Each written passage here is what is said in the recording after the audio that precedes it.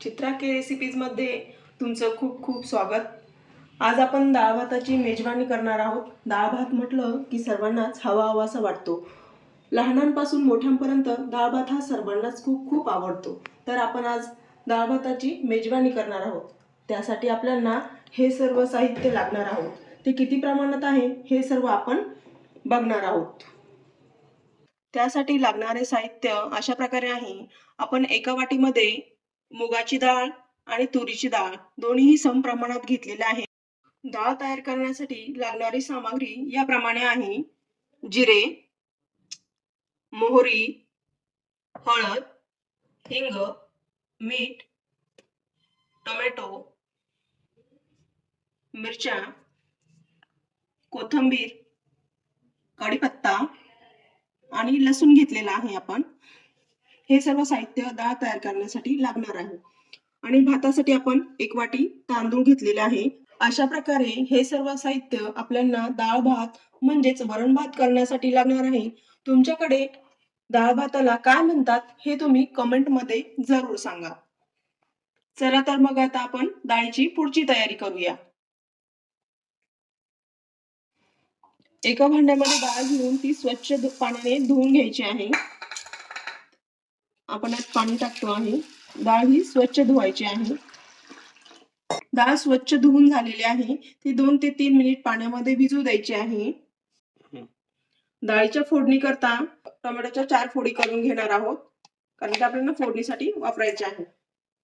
Cooker मध्ये तेल टाकायचं आहे। त्यानंतर जिरे टाकायचे आहे। पाव चमचा हिंग पण टाकून घ्यायचा। पाव चमचा हळद टाकायची आहे। टोमॅटो देखील आपण टाकणार आहोत। डाळ पण टाकून घ्यायची।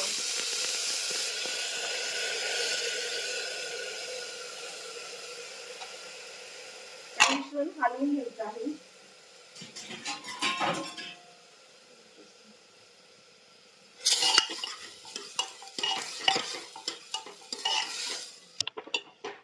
डाळ चांगल्या प्रकारे हलवून घ्यायची आहे। त्यामध्ये पाणी टाकायचं आहे। 1.5 ग्लास पाणी टाकायचं आहे त्यात। डाळ शिजण्याकरता 3 ते 4 शिट्ट्या होऊ द्यायच्या आहे कुकरच्या। मीडियम गॅस ठेवायचा आहे। डाळ छान अशी शिजलेली आहे। आपण आता डाळीला फोडणी देऊन घेऊ। आपण डाळीला फोडणी देऊन घेऊया आता।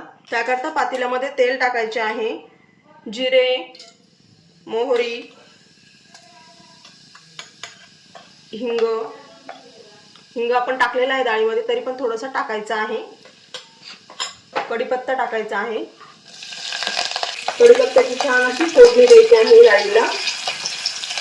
त्यानंतर आपण आता त्याच्यामध्ये मिरच्या टाकल्या आहे आणि लसूण पण टाकला आहे। लसूण चांगला परतून घ्यायचा आहे। छान तडका येतोय फोडणीचा। डाळ आता फोडणीमध्ये टाकून घेऊया आपण।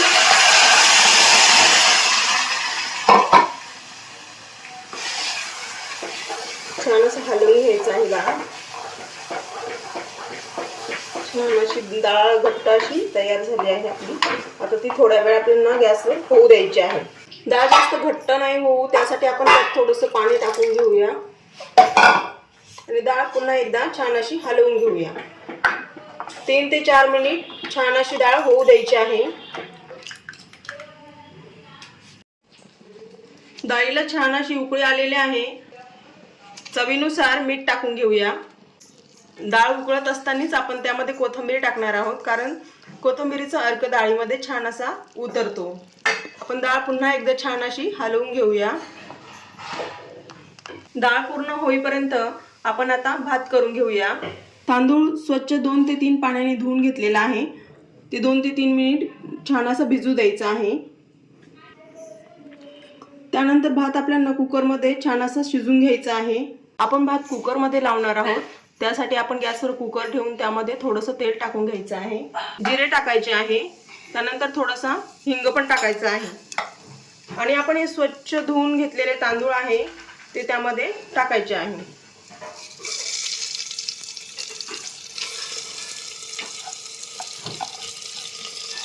भातासाठी आपण 1.5 ग्लास पाणी वापरणार आहोत।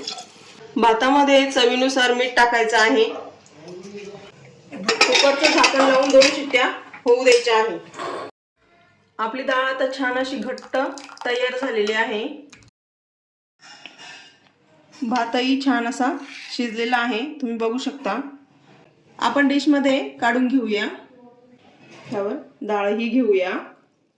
तुम्ही बघू शकता छान अशी डाळ आपली तयार झालेली आहे. डाळ भातासोबत खाण्यासाठी आपण आता इथे कांदा, टोमॅटो, लिंबू आणि छान असं लोणचंही घेतलेलं आहे. डाळ भातावर आपण छान असं तूप टाकून घेणार आहोत, त्याने डाळ भाताची टेस्ट वाढणार आहे. तुम्हाला डाळ भाताची रेसिपी कशी वाटली हे कमेंटमध्ये जरूर सांगा.